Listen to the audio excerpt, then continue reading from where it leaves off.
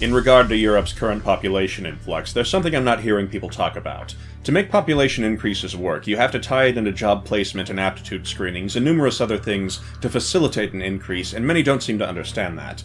The most common talking point I've heard in Sweden's case is the population influx consists of doctors, teachers, and engineers. It wouldn't matter if I were to agree with this assessment, they'd still mostly end up unemployed because Sweden isn't doing much to compensate for the new bodies. A lot of the critics of population influx are being shouted down as racist or anti-immigrant. Wanting population boom to be managed so they don't end up unemployed in ghettos apparently means they hate immigrants, and it's interesting to see people say trying to keep them out of ghettos is racist.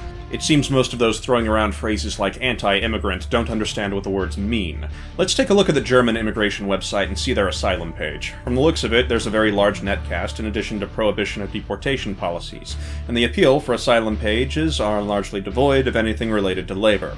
It's just expected large population influx will sort itself out, without need for examining people's credentials, backgrounds, etc., which is in contradiction to the talking point the newcomers are doctors, teachers, and engineers, because giving these doctors, teachers, and engineers jobs has been declared racist, and the only acceptable position is that doctors, teachers, and engineers should be unemployed. Demanding doctors, teachers, and engineers be unemployed does not a functioning economy make. Some people have decided immigrants, as a group, are too inept to be held to any sort of aptitude screening or labor standard, and thus such a program shouldn't be used, which to me sounds like the actually racist position. When political correctness comes at the exclusion of everything else, that includes things immigrants need. With nothing to prepare them en masse for resettlement and employment, many will wind up unemployed in a ghetto somewhere. An actual engineer will find it more difficult to get a job because there was no means of verifying he had credentials that were worth anything. Such a verification has been declared racist, and he is now less employable. By blocking the use of aptitude screenings, you take away someone's ability to prove competence. Supposedly, this is being done in the name of equality, but these days words like equality or anti-immigrant are buzzwords meant to claim a moral high ground.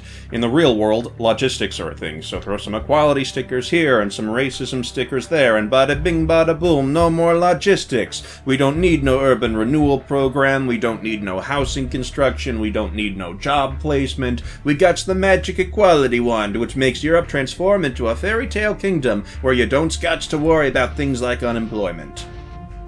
Right. The people claiming an interest in the well-being of the new population are actively fighting attempts to give them a dignified existence. The graduates of Tumblr University do not understand that lacking systems to compensate for new population hurts the newcomers more than it helps them.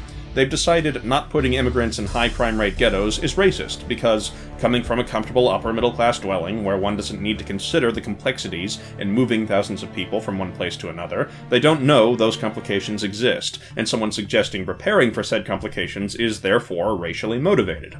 None of these people know they're blocking immigrants from getting jobs with their behavior. They don't intend that result, but they've declared their position both correct and practical no matter the details. And because they've declared their position correct and practical, they don't see a need to research if moving thousands of people in an orderly manner instead of a chaotic manner is beneficial to the people in question. None of them could take on the responsibility of population planning. They struggle to comprehend it exists, so they complain on Tumblr about how logistics is racist.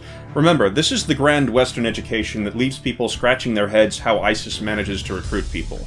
They're more interested in feeling like good people and patting themselves on the back about how caring they are, and if that means throwing half the immigrants into a high crime rate ghetto, that's an acceptable outcome to them if they get to feel self-righteousness instead of responsibility.